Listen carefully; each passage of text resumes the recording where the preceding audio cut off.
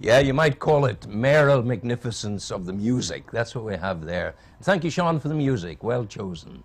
Take you into another territory now on Good Morning, Newry and Mourne. And indeed, Good Morning, Newry and Mourne, and the whole wide world out there, because that's where we're broadcasting to. You might be in Mayo Bridge, you might be in Mullabon, you might be in Mayo, but just as easily you could be in Montreal or indeed Mongolia. All you need is the internet, press the button and you're in. That's what it's about. Listen, I'm privileged to meet a man here who has come home to his roots in Newry, a man who has travelled in India, travelled in China, travelled all over the world, America, the whole works, and is back here now with an idea to kind of offer physical and spiritual renewal, if you like, in the widest sense of the word spiritual, to people who want to become better human beings, really, starting with their physicality, their health, and that kind of thing. The man I'm welcoming is Tom Hughes. How are you, Tom? Morning, Rowan. It's good to see you. It is very good to see you, sir. So, the idea is, it's WellFit Cafes. WellFit Cafes. And what is that about? What is that about? Really, it's it all started, as you mentioned, I did a lot of traveling. For the last 10 years especially, 200 or 300 flights a year all over the world. I've always been very keen on cuisine, and with all that traveling you get to see a lot of different kinds of food and cooking and so on. I decided to get more serious about my fitness when I had a bit of time in my hands, so I joined a local gym, started to do one of these boot camps that everyone's talking about now. And initially it was about weight loss. Yeah. And great, they give you an eating plan. I looked at the eating plan and went, that's not going to work. Brown rice and chicken and protein shakes, basically. And with my interest in cooking, I thought, well, I'll try to find ways of cooking that match up with that clean way of eating. So that's how it all started. Yeah. Started to show off, bluntly. Look at my kitchen, look what I can do. Yeah. Look at my cooking, put it on the Facebook page of the gym. And a lot of people started talking about it, a lot of interest. And initially we looked at putting a charity cookbook together because I am into the charitable endeavours. But that quickly transformed into, there's a business opportunity with this. And I don't think, a lot of people say to me, oh, it's a niche. I don't think it's a niche, it's a proper gap. It's a niche that's going to become a chasm because people are increasingly being told if your waistline is any more than 37 inches, you're in trouble. You're a heart attack waiting. That's the kind of thing we're beginning to take seriously. Yeah. So the concept is really about healthy, clean food, transparency about what's in the food. So we go to great lengths to show you the calories, the protein, the fat, carbohydrates. We don't use processed ingredients.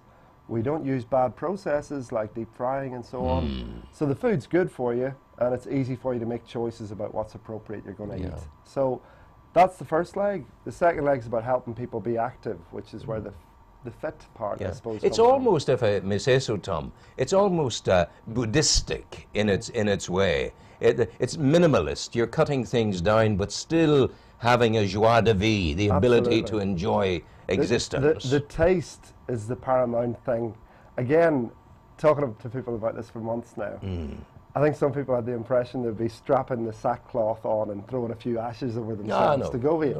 It's not. The whole objective is that the food itself is it might sound even arrogant, but we really want it to be the best in terms of the taste. And then as well as that, you've got all the things that are good for you in there as well. I have found by various pathways the joy of being minimalist in your approach to good food, to get it right, so that you can enjoy the subtlety of the flavors, as opposed to the razzmatazz, the tsunami of, wow, you're knocked out by it. So it's subtlety. You're bringing back subtlety. Certainly the case. You know, for example, a lot of the artificial things that are added to food give you that rush effect. And not just the taste, but the come down afterwards. There's a lot of research about sugar peaks and how processed food particularly generates a sugar peak in your bloodstream. That sugar gets stored directly as fat. Wow.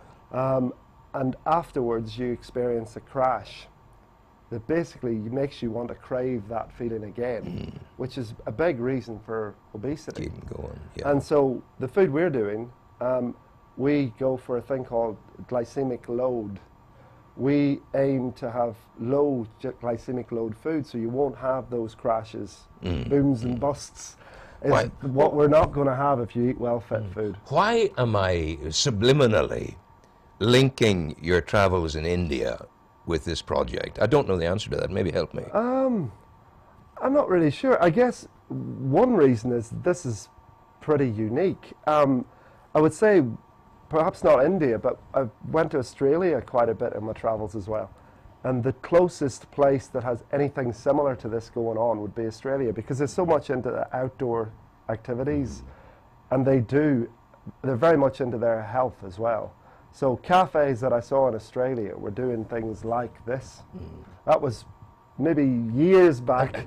In the back of the head, that's part of the inspiration too. And yet, God help the Australians. One has the impression they hit a kangaroo over the head, tear off its leg, and start chewing it. That's not, it's more sophisticated than that. Yeah, it certainly is. The food in Australia now, in terms of fusion cuisine, because there's such a huge immigrant population in Australia, genuinely, I think some of the best cooking in the world is going on in Australia now in Australia. because of that. It's a melting pot in terms of different cultures. It's fair to point out too, I think, that you don't really need to do this, because you've worked hard. Well, you tell me you've never worked that hard. You've enjoyed what you were doing, but you don't need the money. You've made your money. I've made. I wouldn't say I've got enough to retire yet, but I've done very, very well the last 10 years. We made a lot of money when we sold the last company. So I don't need to do this. This is something I want to do. It's something I'm very passionate about. And I'm a big believer in, if you're, let's say, technically working at something that you really enjoy, it's not work to me. This isn't work to me. This is like a personal crusade, if you like. And eventually, I'd really like to change people's perception of food. Yeah, and it's going to be, it's the first cafe that I have ever known in which you will find showers, for goodness sake. What's that about? That was inspired by an experience in another local cafe. I was having a bit of breakfast after my gym, and a lady came in, sweating. She'd obviously been out for a big long run. She walked past us, she went into the toilets, and about 15 minutes later she came out looking pristine and ready for work. And I thought, wouldn't it be great to have somewhere that facilitated people to really do that, so they can really get cleaned up? And the idea with our 4 shower units is that groups can perhaps even drive to WellFit with their bikes on the car. Shower together at WellFit. I like this as a concept.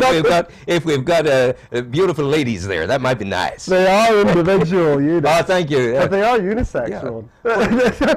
So I can never figure that term out. Unit 1 say you have men there and women there. That means that both can use it. It's for flexibility. So wow, that's what you call it. It's for flexibility, guys. If 4 guys come, or 4 women, or 2 guys and 2 women, that you'll always find that if you designate them, that it'll be a problem. So of course. It's the kind of cafe equivalent to the tub after the rugby match. True, but in all seriousness, I've never heard of anywhere else that's doing what I haven't either, that we're doing. So it's going that extra mile to help people be active. We do other stuff, like we've got meeting facilities. We're optimistic that the local clubs here can use WellFit as a meeting space, and to do seminars for nutrition and different sporting products, and even training sessions for different clubs and so on. We're very happy to facilitate all of that. Okay, Tom Hughes, thank you very, very much indeed for coming in on this sweltering day in the heart of Newry. That's the way it is. Tropical conditions. Tropical conditions, and we're going to follow with interest what you're doing. Thanks we'll have some much. How do the Beatles sound to you? It sounds fantastic. Okay, Sean, take it away. Let's have the music.